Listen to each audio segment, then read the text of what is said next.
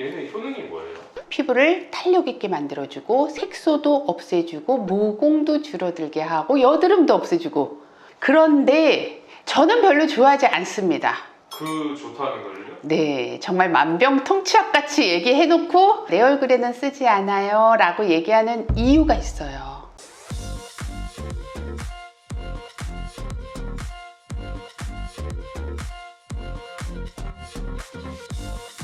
네, 안녕하세요. 피부과 전문의 김현진입니다. 오늘은요, 비타민 A에 대해서 얘기 드리려고 해요. 비타민 A 크림. 근데 사실 레티놀, 레티날, 스티바 엄청나게 이름이 많거든요. 그래서 굉장히 헷갈려요. 안 헷갈리세요? 헷갈리고 어렵더라고요, 되게. 저도 학교 다닐 때 공부할 때 굉장히 헷갈렸고, 사실 지금도 너무 많아서 좀 정신이 없는데, 그게 이제 화학 구조식에 의해서 이름이 다 바뀌어지는 건데, 이제 결론적으로는 비타민 A 유도체다. 강한 게 있고 약한 게 있다. 강한 거는 약으로 사용하고 약한 거는 화장품에 넣는다. 이렇게 생각을 하시면 되는데, 레티날 팔미테이트라는 성분, 그리고 레티놀, 레티날, 레티노익 애시드, 요 네 가지 정도만 알아도 훨씬 더 도움이 많이 될 거예요. 그러니까 레티날 팔미테이트, 레티놀, 레티날은 화장품 성분으로 굉장히 많이 사용이 되는 거고, 레티노익 애시드는 이제 병원에서 처방전이 있어야지 살 수 있는 전문 의약품으로 나와 있는 거예요.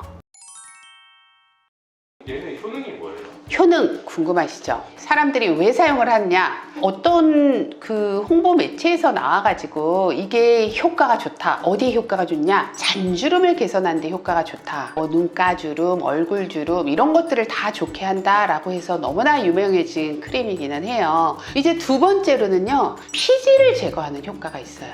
피지도 제거하고 모공에 이렇게 각질을 제거해주는 효과. 그러다 보니까 여드름에 효과가 있는 게 비타민 A 크림이에요. 그리고 벗겨내는 효과 있다 그랬잖아요. 그러다 보니까 색소 침착이나 이런 데 많이 사용을 하는 거기도 하고. 그러니까 이 원리가 뭐냐면, 피부가 재생되는 거를 빨리빨리 돌아오도록, 벗겨내고 빨리 올라오도록, 벗겨내고 빨리 올라오도록, 이 원리로 피부를 탄력 있게 만들어주고 색소도 없애주고 모공도 줄어들게 하고 여드름도 없애주고.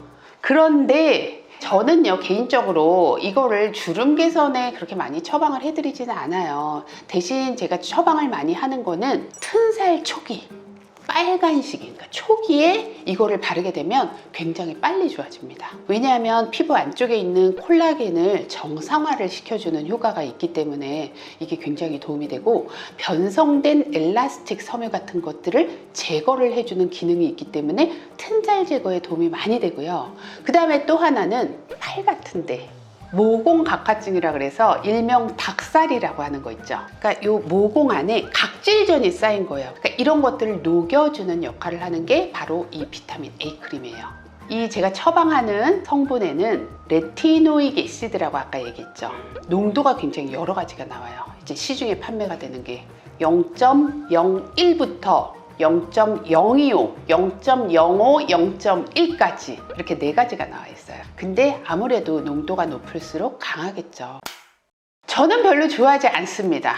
좋다는 걸요? 네, 정말 만병통치약같이 얘기해놓고 내 얼굴에는 쓰지 않아요 라고 얘기하는 이유가 있어요.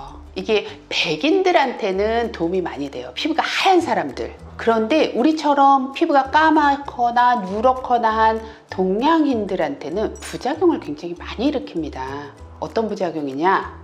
이게 벗겨내는 거라 그랬잖아요. 벗겨내다 보면 빨갛게 되고 따갑고 아프고, 그게 지속이 되면서 색소 침착이 되는 경우가 굉장히 많아요.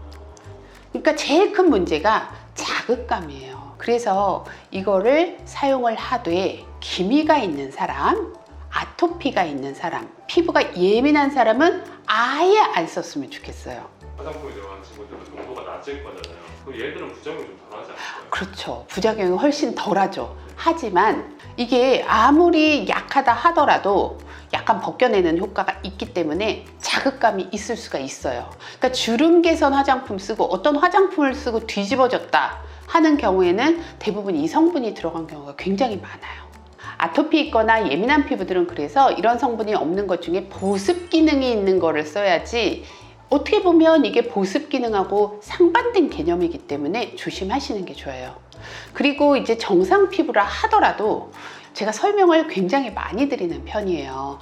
이 연고는 굉장히 적은 농도부터 사용하는 게 맞다. 그러니까 빨리 좋아지고 싶어서 센 거를 마구 바르다 보면 오히려 거꾸로 돌아갈 수가 있기 때문에 또 하나의 팁을 드리면 500원짜리 동전만큼의 보습제에 쌀알만큼의 레티노익 애시드 이렇게 시작을 하는 거예요. 그 다음에 괜찮다. 그 다음에 조금씩 만약에 빨개진다? 그러면 그 다음날 쉬어야 돼요. 그리고 또 하나는 튼살이나 모공각화증이나 잔주름이나 하루아침에 좋아지지 않습니다. 적어도 한 달 이상은 쓰셔야 되기 때문에 꾸준하게 쓰시는 게 좋고, 그 다음에 이거는 햇빛하고 반응을 해서 광과민성을 일으킬 수가 있기 때문에 저녁에만 바르시는 게 또 팁이에요. 아침에는 바르시지 않는 게 좋습니다.